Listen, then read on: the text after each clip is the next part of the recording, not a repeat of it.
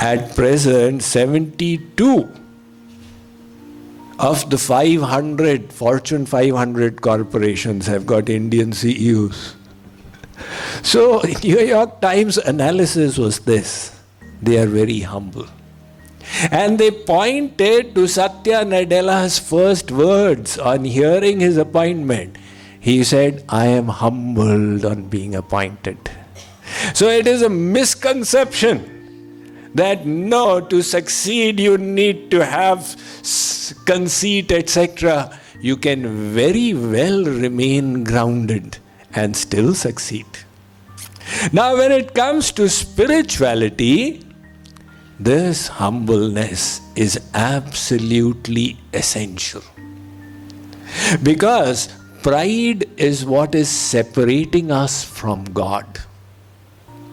Paul Deussen, a German philosopher, said egotism is like a cloud that keeps God hidden from our sight. He used to study the Upanishads. He says, if by the mercy of the true Guru egotism vanishes, then God is seen in his full glory. Why is that so?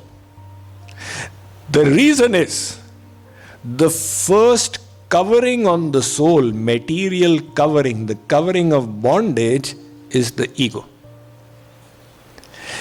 The soul is divine and everything else is material. The body, mind and intellect. But the ego is making the soul think, I am the body, I am the mind, I am the intellect. That misconception is happening because of the ego, ahankar. And hence the ego is the first defect that comes. And it is also the last defect that will go. It's the last defect. The day you are free from the ego, you can assume you are God realized now. Jagadguru Shree Kripaluji Maharaj used to put it like this. He would say, look, God is Deen Bandhu, declared Savior of the fallen souls. That is his title. Adham Udharanahar, rescuer of the destitutes. Patit the Pavan, savior of those who have no other shelter and support. Asharan, Asharan. Now we are destitutes in Maya. We are fallen souls in this ocean of life and death. So why is he not saving us? Why is Deen Bandhu not bestowing his grace on the souls that are Deen? Why is Adham Udharanhar not helping us Adham souls? So Kripaluji Maharaj would present these two insights. He would say, look, first of all, we have never accepted that we are Deen. We have never accepted that we are fallen souls. If you tell somebody, you are slightly kam akal, less intelligent, oh, I'll pull your tongue. I'm sorry, I made a mistake. You are all knowing, Sarvagya. Now on being told you are Sarvagya, they feel embarrassed. I am not Sarvagya. Well, if you are not Sarvagya, then you are Alpagya. But on hearing that you are Alpagya, why did you get so annoyed? And if you got annoyed, then where is the knowledge?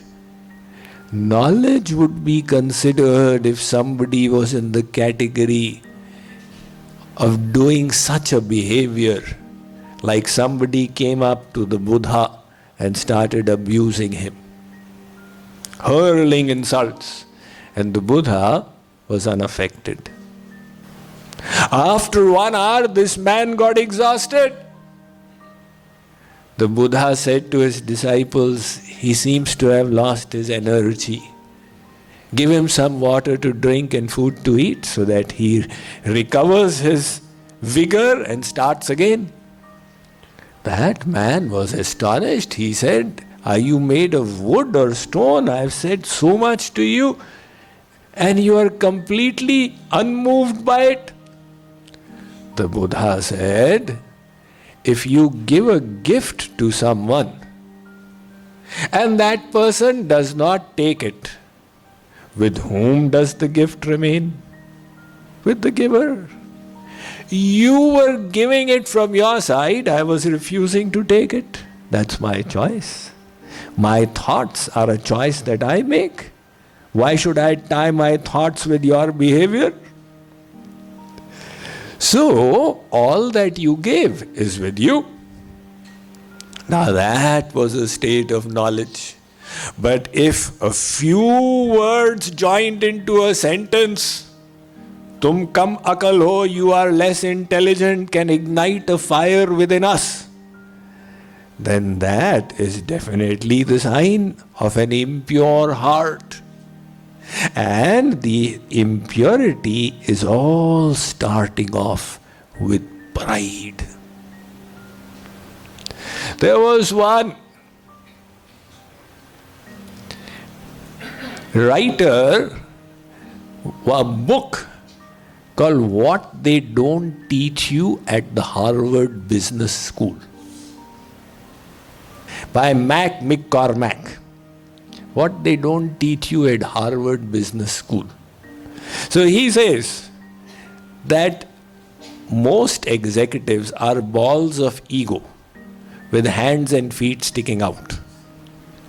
That's the reality of the corporate environment, and all the fights and struggles and quarrels happen because of people's egos. So when we become humble, the friction reduces. And that friction reduces in relationships as well.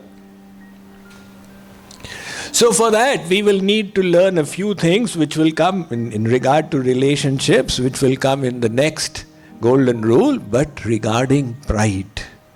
This pride is blocking God's grace upon us.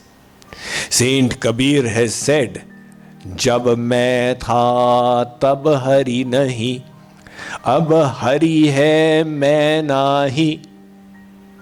He says, as long as I kept that aham, that conceit of the self, God's grace was not present. Jab main tha, tab hari nahi.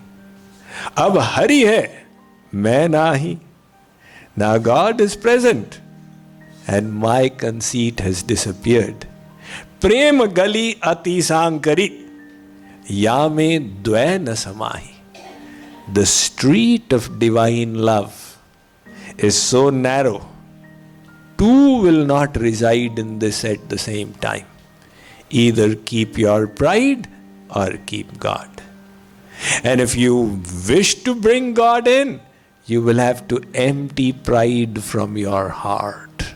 Otherwise, the same mistake will happen that the Gopis made. After so many lifetimes of sadhana, they became eligible to enter the Maharas of Sri Krishna. And he called them all by playing on his flute. Those Gopis rejected all kinds of social bonds and responsibilities to come to Sri Krishna on the Sharad Purnima night. And Sri Krishna tested them subsequently. When they passed the test, the Maharas, the divine cosmic dance began. So in the middle was Sri Krishna with Radharani, and all around were the Gopis, these elevated saints, each of them highly accomplished in singing or dancing or music or whatever ability, all being utilized in the service of Sri Krishna for his pleasure. And then Sri Krishna bestowed further grace and expanded himself so that there were as many Krishnas as there were Gopis. One Gopi, one Sri Krishna, one Gopi, one Sri Krishna. Angana Mangana Mantare Madhavo Madhavam Madhavam Chantare Nangana Ittama Kalpate Mandale Madhyaga Sanjagau Venuna Devaki Nandana. But then, in that ultimate opportunity to associate with God and serve Him personally and intimately, one demon appeared. This demon was Abhimanasur, the demon of pride that entered the hearts of the gopis. The gopis started thinking, we are so special. See, Krishna is dancing with me. He is enchanted by me. And the moment the me came, the vision that was on Sri Krishna, he is like this, it turned to I am like that. So as per Kabirji, either you keep your pride or you keep Krishna. The moment they started thinking I am like that, Sri Krishna said, really, time to go. He ditched all the gopis, took Radhaji and went off. Now the gopis lamented, oh my God, what a mistake we made. But this spirituality is such a sensitive matter when it comes to the grace of God. You don't know and He disappears. Sometimes the path is like walking on a razor's edge and the gopis got cut. So now when they went a little further, Radhaji developed pride. Some people say Radha's pride was only a leela, because she is divine Yog Maya herself, that she may have thought, my gopis, they are in great agitation, I need to get back to them.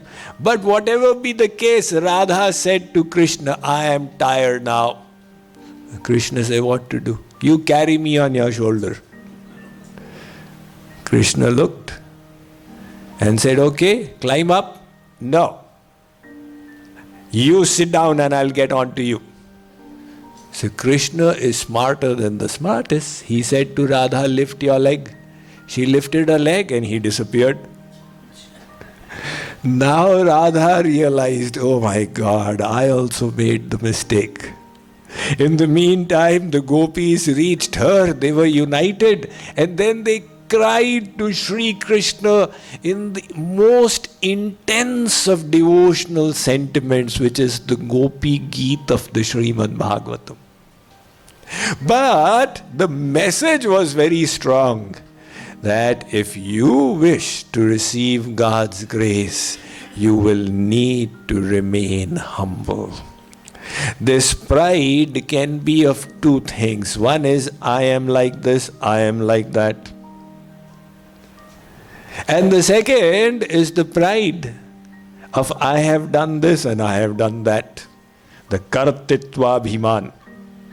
Now it's so easy to think I have done this, I have done that. You have to cut the kartitva bhiman through knowledge. What is the knowledge? The energy is all His. See, like the tongs are used in the kitchen, right? While cooking, you're very familiar. All the ladies are very, very aware of the chimta. You hold with it, burning coal, etc. Now, if the tongs develop pride, wow, look at all the wonderful things we do. The hand says, it's not your specialty, it is my ability that enables you to do all of this. Without my holding you, what will the tongs do? You will remain like that. So now the hand has developed pride. It is all my specialty. There comes the mind.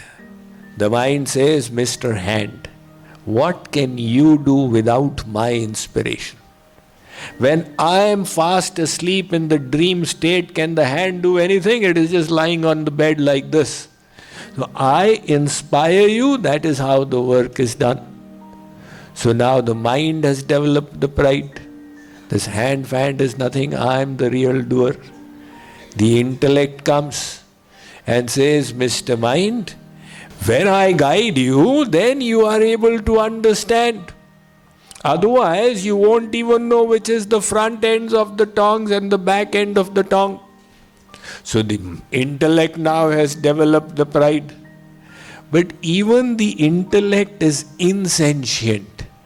The soul is energizing them all. And then all the work gets done. Just like this cloth is insentient, but it moves because the hand is energizing it. Likewise, the hand is receiving its energy from the soul, and the soul is receiving its energy from the Supreme Soul. Nityo nityanam chetanas chetananam. The Vedas say, God is bestowing eternality to the soul, and hence the soul is eternal. If God was to leave for a moment, the soul's identity itself would cease to be.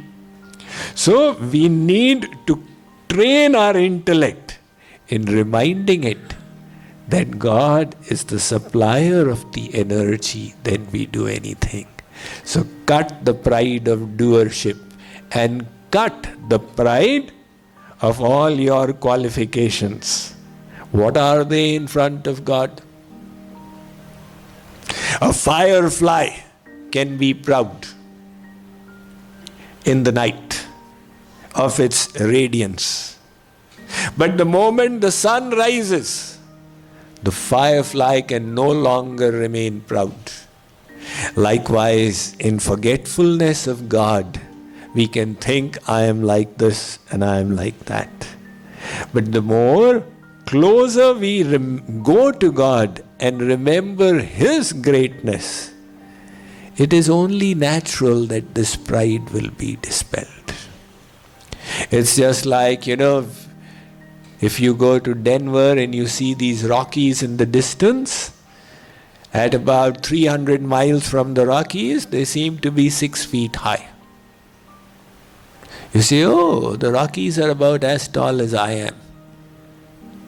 That's because you are far away from them.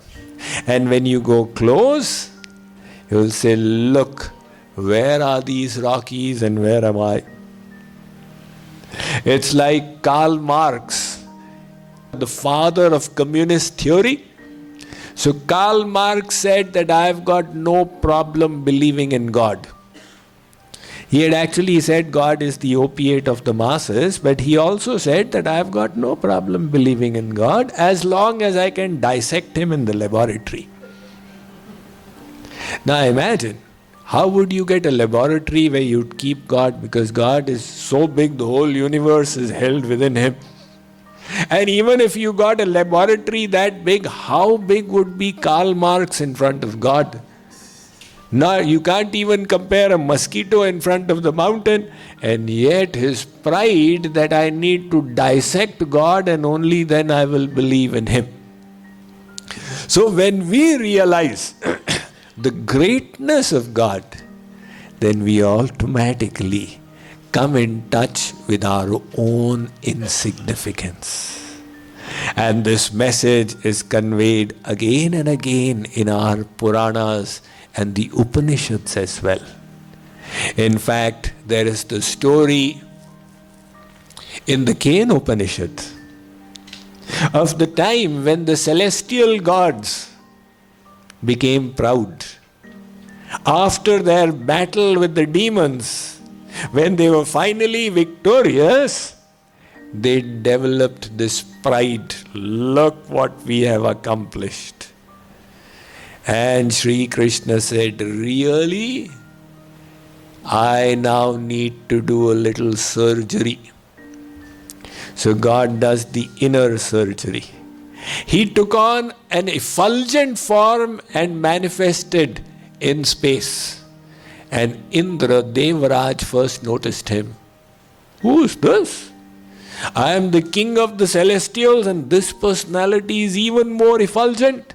So he called Agni Dev, the god of fire. He said, go and find out who this is. Tadabhyadravattamabhyavadat kosi iti agnirva aham asmityabrabhi jata vedava aham asmiti. Agni went and asked God, who are you? Bhagavan said, how does it matter to you? This kind of question the police asks when they meet loafers on the street at midnight. Who are you? What are you doing here? I'm asking you, who are you? So Agni Dev said, who am I? You don't know me? I am Agni Bhagavan. With all his arrogance he said it. God said, Agni? I have never heard of an insect by the name of Agni. Tasmins tvai kim viryam? What do you do? He said, you don't know what I do. Apidam sarvam daheyam yadidam prithivyam. If I wish, in a fraction of a moment, I can incinerate the whole of the universe. God said, Acha? He took a blade of dry grass. You know, when there are forest fires in California, so those dry grass, and he put it in front of Agni and said, burn this. Seeing that, Agni started laughing. You want me to burn this? So Agni started increasing his temperature. Now the temperature of the sun on its crust is 1,000,000 degrees centigrade. What will be the temperature at its center? So the source of that is Agni Dev. So Agni is now at billions of degrees centigrade. And he went forward and God switched off his power supply. So Agni came crashing down to 0 degrees Fahrenheit. Hurry, it's so cold here in Chicago. Who is this magician? Now he's needing blankets for himself. How can he burn that? So shivering, he returned. And he said to Devraj Indra, Maharaj, I don't know what kind of a magician has appeared. I have become cold. Indra said that Agni is not working properly right now. He sent Vayu. Tadabhyadravattamabhyavadat kosi iti vayurva aham asmityabrabhi jata vedava aham asmiti. And Vayu went and asked God, who are you? God said, what is the problem? Whoever comes asks, who am I? I am asking, who are you? Tasmins tvai kim viryam. So he said, I am Vayu Bhagavan. So Bhagavan said, really? I have never heard of a bird called Vayu. What do you do? You've never heard of me? Apidam sarvamadadiyam yadidam prithivyam. If I like, I can create such wind that will turn the whole world upside down. So God told him also, Acha. He put the same blade of grass in front of Vayu and said, turn it over.